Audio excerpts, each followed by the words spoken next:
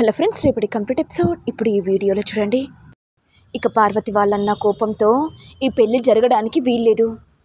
ఏంటన్నయ్య, ఏమైంది? ఈ పెళ్ళి జరగద్దని ఎందుకంటున్నావు? అయ్యో చెల్లమ్మ, ఈ రుద్ర నీ జీవితాన్ని నాశనం చేయాలని చూస్తున్నాడు.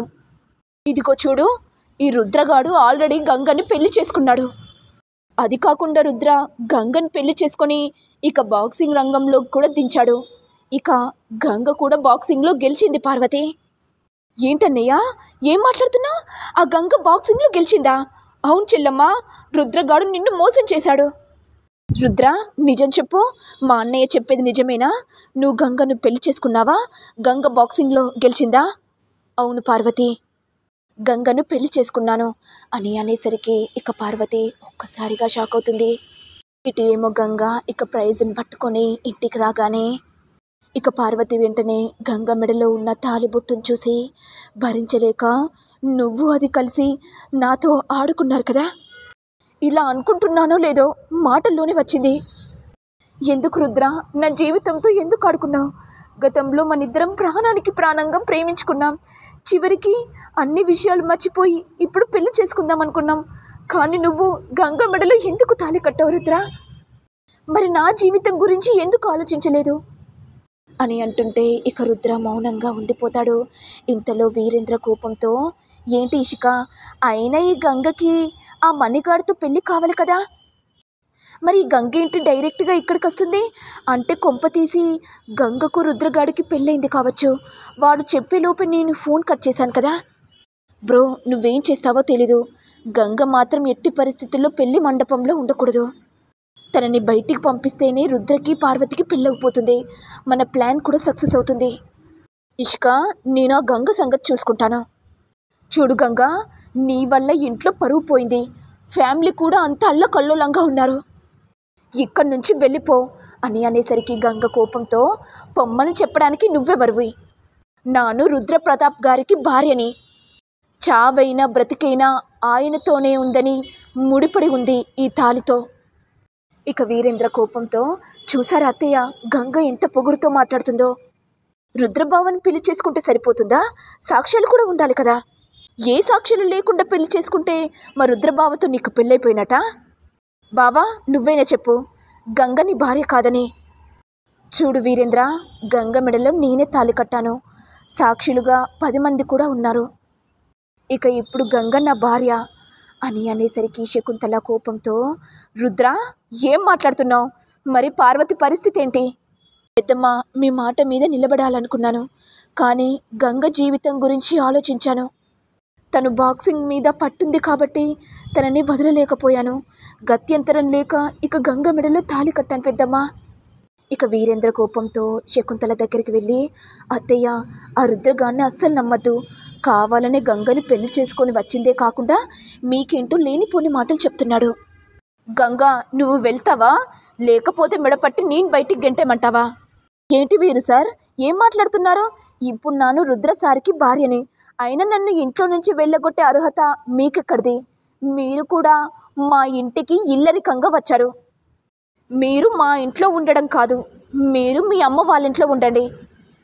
మా ఇంటి పెత్తనం తీసుకుందే కాకుండా చెలాయించాలని చూస్తున్నావా? నీ కుట్రలేంటో నాకు బాగా తెలుసు వీరు సార్.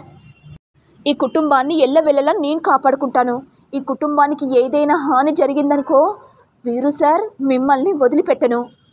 ఇక వీరేంద్ర టెన్షన్ పడుతూ, చూసారా అత్తయ్య ఎంత పొగురుతూ మాట్లాడుతుందో. నేను ఈ ఇంటిని సర్వనాశనం చేయడానికి వచ్చానంట. నాకెందుకో బాధగా ఉందత్తయ్య. ఇక నేను ఇంట్లో నుంచి వెళ్ళిపోతాను. ప్రీతిని బాగా చూసుకోండి. తను అసలే కడుపుతూ ఉంది, ఉట్టి మనిషి కూడా కాదు.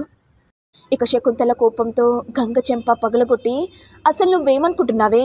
నా అల్లుణ్ణి పట్టుకొని అనరాని మాటలు అనడమే కాకుండా ఈ ఇంటికి కోడలుగా రావడానికి నువ్వే పెద్ద స్కెచ్ చేశావు. నా రుద్రని వలలో వేసుకున్నావు. ఇప్పుడు పెళ్లి చేసుకొని ఇంటికి వచ్చిందే కాకుండా చెలాయించాలని చూస్తున్నావా? అమ్మగారు, మీరెన్నైనా అనండి, పడతాను. మీరు అనుకున్నట్టుగా వీరు సార్ అంత మంచివారు కాదు. ఈ ఇంటిని సర్వనాశనం చేయాలని చూస్తున్నారు.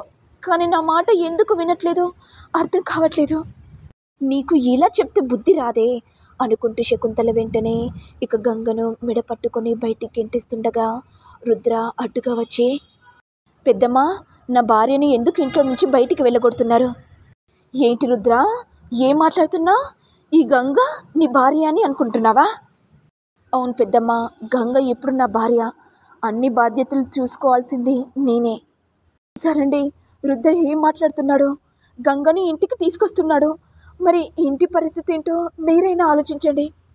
చూడు శకుంతల, దేవుడు నిర్ణయించాడు కాబట్టే గంగకి రుద్రకి పెళ్ళైంది.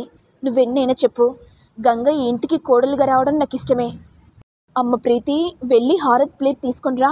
ఇద్దరికి హారతి ఇవ్వు, దిష్టి తగిలింది. అలాగే నాన్న, ఇప్పుడే వెళ్ళి తీసుకొస్తాను. ఇక పార్వతి కోపంతో, రుద్ర, నిన్నస్సలికి వదిలిపెట్టను. నా జీవితంతో ఆడుకున్నావు కదా, నీ వల్ల నా పరువు పోయింది. ఇక గంగ కోపంతో, ఏంటే, నా రుద్రసాన్ని పట్టుకొని జీవితం నాశనమైందని ఎందుకు అంటున్నావే? గతంలో నా రుద్రసాన్ని ప్రేమించిందే కాకుండా నా సార్ కెరీర్ని కూడా నాశనం చేశావు. నా సార్కి ఏదైనా జరగరాంది జరిగిందనుకో, నిన్ను వదిలిపెట్టనే పారు. ఏంటి గంగా, ఊరుకున్న కొద్దీ ఎక్కువ మాట్లాడుతున్నావు? నా రుద్రని పెళ్లి చేసుకుందే కాకుండా నాతో ఛాలెంజ్ కడుతున్నావా? ఇప్పుడు చెప్తున్నాను, బాక్సింగ్లో మనిద్దరం పోటీ పడదాం. ఎవరు గెలుస్తారో చూద్దాం. ఏంటి పాతుప్యారు, నాతో ఛాలెంజ్ కడుతున్నావా? సరే అయితే, ఎవరు గెలుస్తారో చూద్దాం. సరే గంగా, నువ్వు ఓడిపోతే నీ మెడలో ఉన్న తాళిబొట్టును తీసేయాలి. ఇక రుద్రను నేను పెళ్లి చేసుకుంటాను. ఓకే పాతప్యారు, నువ్వు చెప్పినట్టే చేస్తాను.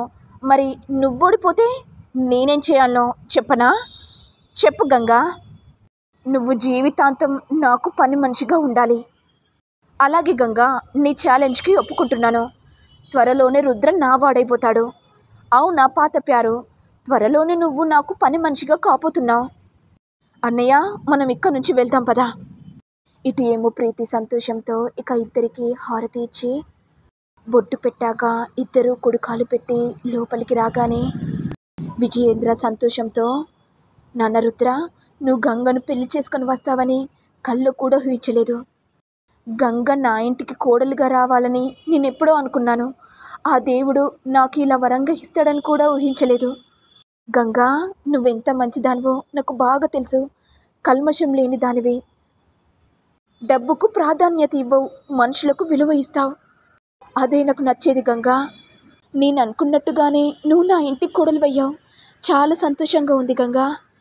పెద్దోరు, మీరే మా ఇద్దరికి ఆశీర్వాదం ఇవ్వండి. పెద్దల ఆశీర్వాదం తీసుకుంటే మంచిది పెద్దోరు. మా ఇద్దరిని ఆశీర్వదించండి. అలాగే గంగా, పిల్ల పాపలతో సుఖంగా సంతోషంగా ఉండండి. మరి నెక్స్ట్ ఎపిసోడ్లో ఏం జరుగుతుందో చూడాలి. మరి మీకు వీడియో కనుక నచ్చినట్లయితే లైక్ చేయండి, షేర్ చేయండి, సబ్స్క్రైబ్ చేయండి. Thank you all.